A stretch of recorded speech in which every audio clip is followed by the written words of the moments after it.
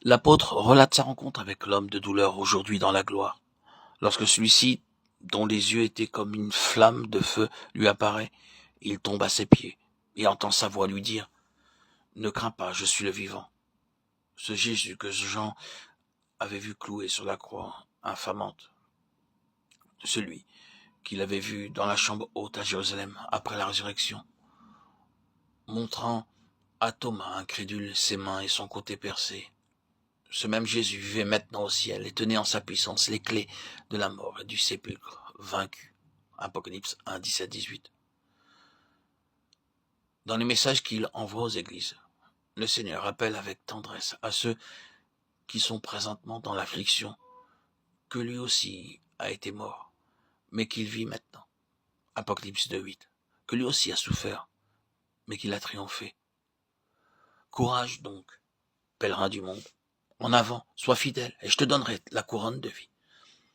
Après ces mots d'exhortation du Seigneur à ceux qu'il a rachetés par son sang, un voile s'étend sur la glorieuse apparition. Jean voit alors une porte ouverte dans le ciel et entend la voix lui dire « Monte ici ». Ravi en esprit, fortifié par l'attouchement de la main du Seigneur. Apocalypse 1, 17.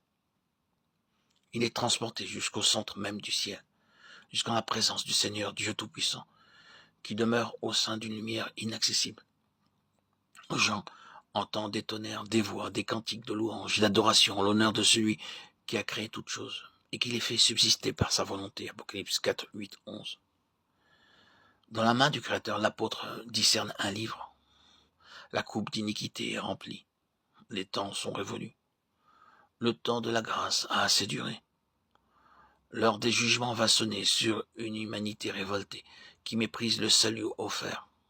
Une voix crie, qui est digne d'ouvrir le livre et d'en délier les sceaux, qui est digne d'exécuter les desseins éternels de celui qui, devant les anges,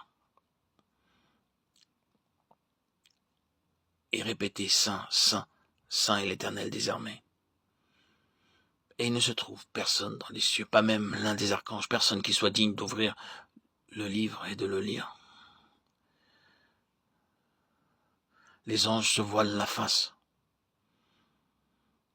Tout à coup, Jean aperçoit au milieu même du trône un agneau qui était là comme immolé, lequel s'avance et prend le livre de la main droite de Dieu. Apocalypse 5, 6. Aussitôt les chants éclatent, le cantique d'adoration à l'agneau immolé remplit les cieux. Et nous rappelons les paroles de Jésus au jour de son pèlerinage.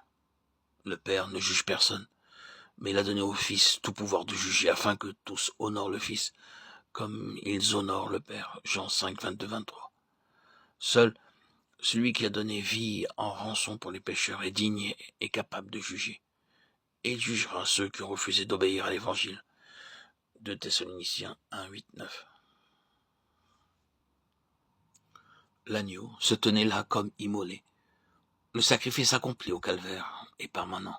Il est toujours présent et gravé dans le cœur du Père. Il fait à jamais le thème des louanges célestes. Il est le sujet de l'adoration des anges. L'agneau avait 7 cornes et 7 yeux qui sont les 7 esprits de Dieu envoyés par toute la terre. Dans la vision du chapitre 4, les 7 esprits sont devant le trône, mais il a plu au Père de réunir en Christ toute la plénitude de Dieu. Aussi voyons-nous l'agneau au milieu du trône et toute la plénitude de l'esprit demeure sur lui. Plénitude de puissance et perfection de lumière. Et c'est par l'agneau que le Saint-Esprit est envoyé aux hommes, procédant du Père et communiqué aux hommes par le Fils. Il cherche l'accès des cœurs pour amener au calvaire tous ceux qui désespérèrent d'eux-mêmes et voulurent la délivrance du péché. Il vient demeurer en tous ceux qui le réclament, les conduisant à mourir à eux-mêmes, à mourir avec Christ, pour les préparer à rencontrer leur Sauveur.